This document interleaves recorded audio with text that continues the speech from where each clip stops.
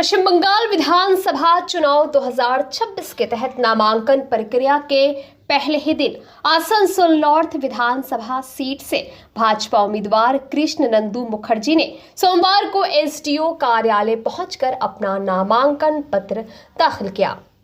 नामांकन के दौरान किसी प्रकार का शोर शराबा या नारेबाजी देखने को नहीं मिली। उनके साथ केवल 2 सुरक्षाकर्मी और 2 समर्थक ही मौजूद थे। नामांकन दाखिल करने के बाद कृष्ण नंदू मुखर्जी ने कहा कि वो सनातन परंपराओं में विश्वास रखते हैं और धार्मिक आस्था के अनुसार उन्होंने इस दिन को शुभ मानते हुए नामांकन भरा है। उन्होंने बताया कि ये निर्णय पार्टी नेतृत्व से चर्चा के बाद लिया गया। उन्होंने आगे कहा कि 1 अप्रैल से वो अपने समर्थकों के साथ क्षेत्र में सक्रिय रूप से चुनाव प्रचार शुरू करेंगे। उनके अनुसार इस बार उनका चुनाव अभियान विकास के मुद्दों पर केंद्रित होगा। इसके साथ ही वो तृणमूल कांग्रेस सरकार के पिछले 15 वर्षों के कार्यकाल की कमियों और कथित भ्रष्टाचार को भी जनता के सामने रखेंगे। कृष्ण नंदू मुखर्जी ने महिला सुरक्षा, स्वास्थ्य सेवाओं की स्थिति, शिक्षा व्यवस्था समेत कई अहम मुद्दों को अपने चुनावी एजेंडे में शामिल करने की बात कही। নমিনেশন আজকেই প্রথম দিন ছিল। আজকে আমি প্রথম দিনেই নমিনেশন করলাম। ভালো লাগছে। ভীষণ আরো যিনি আছেন ভীষণ কোঅপারেটিভ, খুব সুন্দরভাবে নমিনেশন প্রক্রিয়া শেষ হলো। আপনাদের মাধ্যমে আসানসোলবাসীর কাছে আমার আবেদন, 5টা বছর ভারতীয় জনতা পার্টিকে সুযোগ দিক। 5টা বছর যদি ঠিকঠাক না হয় 5 বছর পর পরিবর্তন করে দেবে। 34 বছর নাম শাসন আর 15 বছর তৃণমূল কংগ্রেসের এই শাসন, 50 বছরে পশ্চিমবঙ্গ কোন জায়গায় চলে গেছে সেটা নতুন করে আপনাদের কাছে বলবার কিছু নেই, আপনারা জানেন।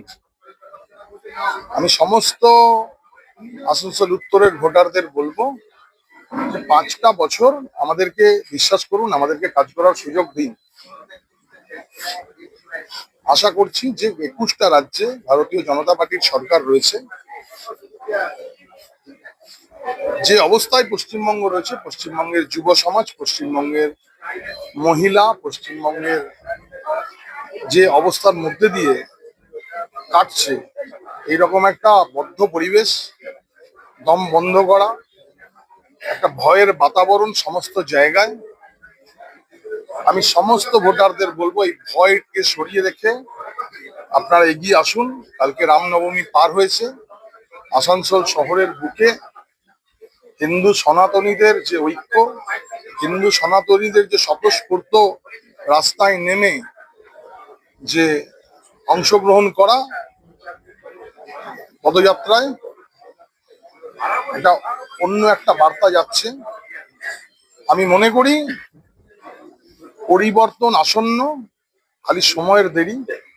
আপনাদের মাধ্যমে সমস্ত আসানসোল উত্তরের ভোটারদের তৎসহ সমস্ত জেলা, সমস্ত পশ্চিমবঙ্গের সমস্ত ভোটারকে আমার আবেদন যে ভারতীয় জনতা পার্টিকে ভোট দিন, ভারতীয় জনতা পার্টিকে একবার কাজ করার সুযোগ দিন।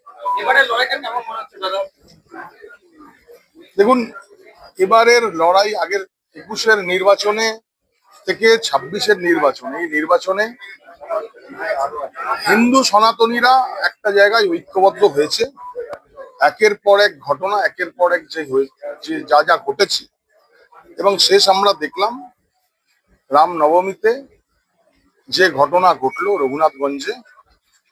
সেখানে যেভাবে রামনবমীর জুলুসের উপর হামলা হলো, এবং প্রত্যেকটা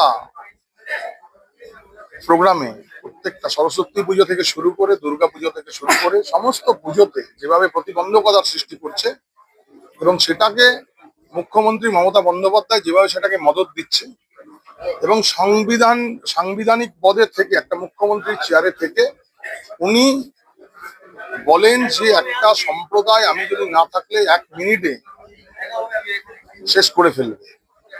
তো এরপর মুখ্যমন্ত্রীর সংসদীয় গণতন্ত্রের সাংবিধানিক পদে থেকে এই কথা যদি বলে, তার মানে পশ্চিমবঙ্গের খুবই দুর্ভাগ্যজনক অবস্থা, পশ্চিমবঙ্গের খুব সাংঘাতিক পরিস্থিতি হতে চলেছে। এই ব্যাপারটা সবাই বুঝেছে এবং আমি আপনাকে বলি, পরিবর্তন খালি সময়ের অপেক্ষা। সমস্ত হিন্দুত্ববাদী সবাই যারা আছে, আমরা হিন্দুরা একজোট হয়ে ভারতীয় জনতা পার্টিতে ভোট করবে এবং 2026-এর সরকারের পরিবর্তন হবে। তার তৎসহ আসানসোল উত্তরেও ভারতীয় জনতা পার্টি বিপুল ভাবে জয়ী হবে। और साथ में दिए गए घंटी के निशान को दबाना ना भूलें।